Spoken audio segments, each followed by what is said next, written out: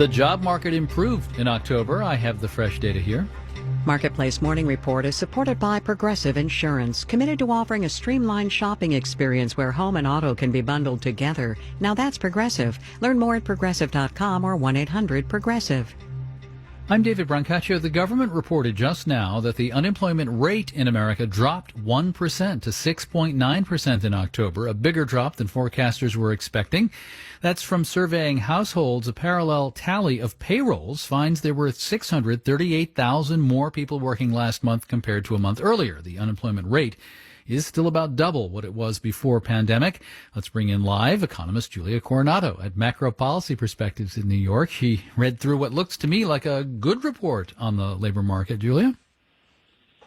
Good morning. Yeah, it's a good report. We're creating a lot of jobs, a slower pace of recovery than we saw earlier in the summer, but still pretty solid, and we are bringing people back to work. To put it in perspective, we've recovered just over half of the jobs we lost in March and April. And looking at that unemployment rate, which will capture a lot of headlines over the next 24 hours, what do we make of this drop more than expected?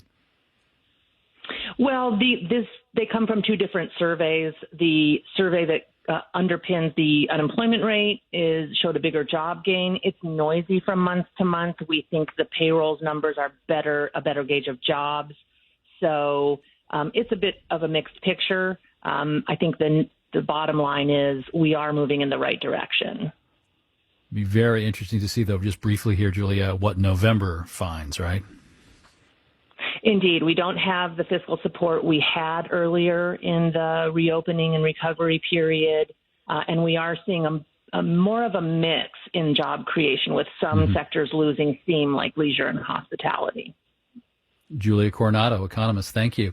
After the S&P 500 stock index rose 2.7% in the 2 trading days since the polls closed, futures are down this morning. The S&P future is down 0.5%. The Dow future is down 112 points, 0.4%. The car service Uber has now reported its quarterly results, and they were crummy given the severe drop-off in rides during pandemic. A bright spot, though, food delivery. Uber stock got a boost this week when California voters passed Proposition 22 that lets ride-hail and app-based food delivery companies keep classifying their workers as freelancers instead of having to hire them as employees. Molly Wood, host of our program Marketplace Tech, filed this for us. Uber CEO Dara Khosrowshahi did say on the company's earnings call Thursday that Uber would definitely be pushing for more laws like Prop 22 across the rest of the country. And you can see why. Delivery is not a profitable business. DoorDash, not profitable. Lyft, still not profitable.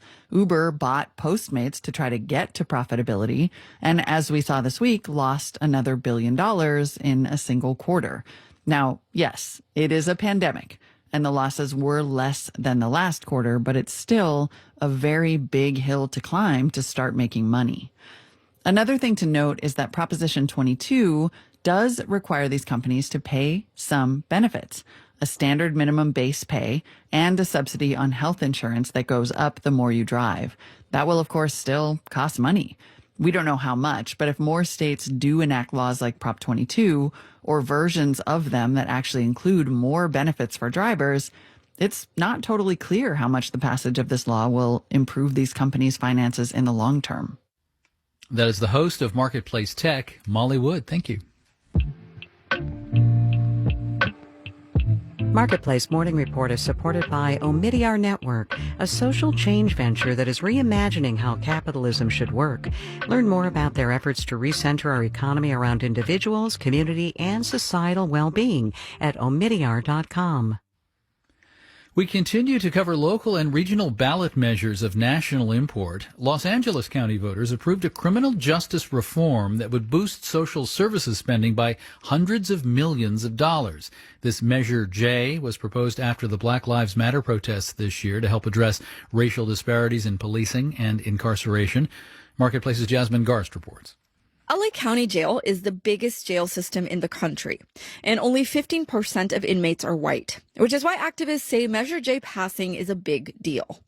The measure requires that at least 10% of the county's unrestricted general fund go towards things that could cut down the mostly Black and Latinx jail population, like job training, mental health treatment, and substance abuse programs.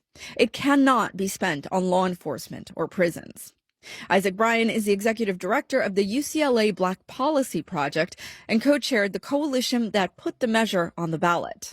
Currently, 2.5% of unrestricted funds go to the things that Measure J is calling for. Measure J bumps that to 10%. He says the county currently spends about $230 million on those kinds of programs. LA County government will decide later this month where that extra money comes from, but Bryan says this is not intended to defund police. The measure doesn't specifically call for any money to come from law enforcement agencies. What it does do is it calls for an investment in the values and the priorities that folks have been marching for all year and been fighting for much longer than this year. In the wake of protests against police brutality, cities like New York, Baltimore, and Philadelphia cut their police budgets. But what LA County voters approved is a more systemic shift in social service funding, according to Gary Painter, the director of the USC Price Center for Social Innovation. So I think that you will see nationwide people kind of looking at those who are looking at reforming criminal justice, actually thinking about how one can do that. And this provides a blueprint for how a budget could be situated. He says if Los Angeles new spending is able to help shrink its jail population and increase employment, Measure J could prove to be a successful model. I'm Jasmine Garst for Marketplace. And the Supreme Court of Washington State yesterday ruled that dairy workers there must be paid overtime if they work more than 40 hours in a week. This increases chances that other agricultural workers in that state might also someday become eligible. Dairies in Washington State say this decision will drive up labor costs, forcing them to turn to more automated machines.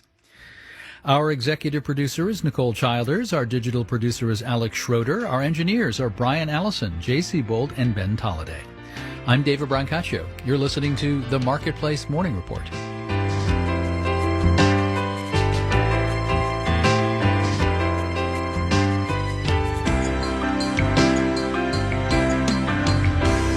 From APM, American Public Media. WNYC supporters include Drexel University. Drexel's academic model is designed to prepare visionary leaders to address the challenges of a changing world. More at drexel.edu/ambition. Can't wait. This is WNYC New York. I'm David First. The BBC NewsHour is next on 93.9 FM. It's the takeaway next on AM 820. And later, the Brian Lehrer Show continues to look at presidential election results, including the allegations in the various Trump campaign lawsuits and how the courts are responding so far. Plus, it's Ask the Mayor with Mayor Bill de Blasio. That's coming up this morning starting at 10 o'clock on the Brian Lehrer Show. Right now, 58 degrees, sunny skies this afternoon, expecting a high of 66. This is WNYC at 9 o'clock.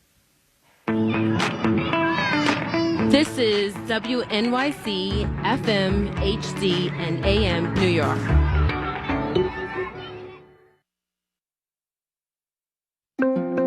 Welcome to NewsHour from the BBC World Service. This is Paul Henley in London and James Kumarasamy in Pennsylvania. This is one of the states which could hand Joe Biden the White House. I'm in Pittsburgh, where votes from the presidential election are still being counted, despite Donald Trump's calls for the counting to stop. Meanwhile, Joe Biden tries to strike a calm presidential tone. Each ballot must be counted, and that's what we're going to see going through now.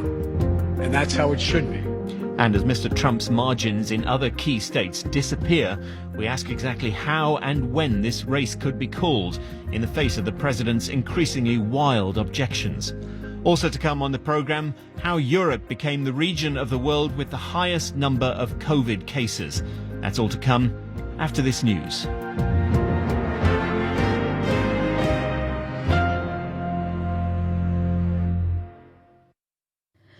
Hello, this is Julie Candler with the BBC News. In the past few minutes, it's been reported that Joe Biden has overtaken Donald Trump in Pennsylvania, a crucial state in the presidential election. Mr. Biden has edged ahead by a few thousand votes. Victory there would secure him the presidency. Earlier, Mr. Biden also pulled ahead of President Trump in Georgia, another key state. Larry Madowo in the state capital, Atlanta, has the latest. The votes are still coming in, but we just heard a moment ago from the Secretary of State's office telling us that the only ballots left to count are provisional ballots and overseas ballots. So there's a few thousand more to go. It might mean that some numbers have not been posted on the system yet, but the Secretary of State here in Georgia, who runs the election, is telling us they only have military ballots and provisional ballots to count. Provisional ballots is when a voter comes in and they don't meet all the requirements to vote, and so they allow them to vote, and they will try and solve that problem. If that problem is resolved, then their vote will be counted. So that's what's left to go. Right now, Joe Biden leading by just over 1,000 votes, the slimmest of margins. But if this goes on like it looks like it will, it means that President Trump's presidency might end right here in Georgia. The German Foreign Minister Heiko Maas has implicitly criticized President Trump for alleging fraud in the US presidential election.